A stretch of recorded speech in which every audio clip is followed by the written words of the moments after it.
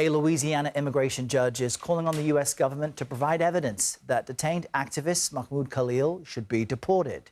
Khalil served as a spokesperson for pro-Palestinian protests at Columbia University, but has not been charged with a crime.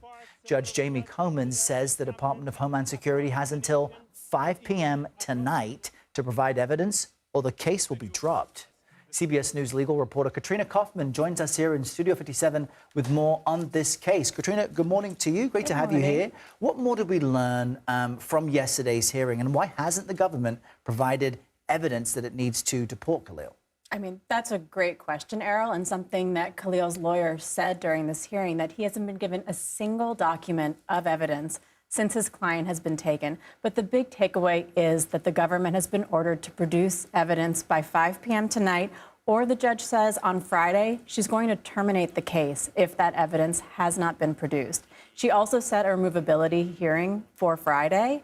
But what was interesting about this hearing, too, Errol, is I had planned to watch it remotely, and the judge decided not to allow people to. She said it was highly unusual. There were over 600 people trying to watch this hearing. And one of the only moments that Mahmoud Khalil spoke in court was to ask if his wife would be allowed to view it, and his attorneys as well.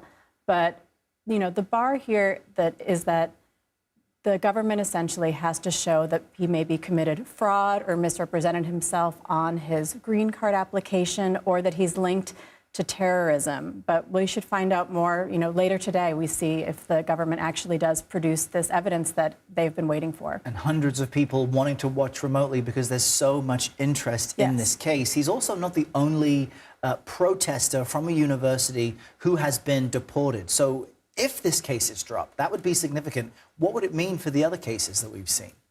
Errol, I think it's unclear if it would actually impact the other cases, because these are individualized situations. They all have different immigration status. Mahmoud Khalil is a green card holder. Some of them are here under visas. But the way that this judge applies the law, the government's trying to use this rarely used provision saying that his presence in the U.S. is adverse to U.S. policy interests, that could potentially impact the way other immigration judges also decide to interpret these cases. And speaking of other high-profile cases, what's the latest in the case of Kilmer Abrego Garcia? This is the man deported due to what the government admits was an administrative error. What's happening there? So Abrego Garcia had been ordered returned by midnight on Monday.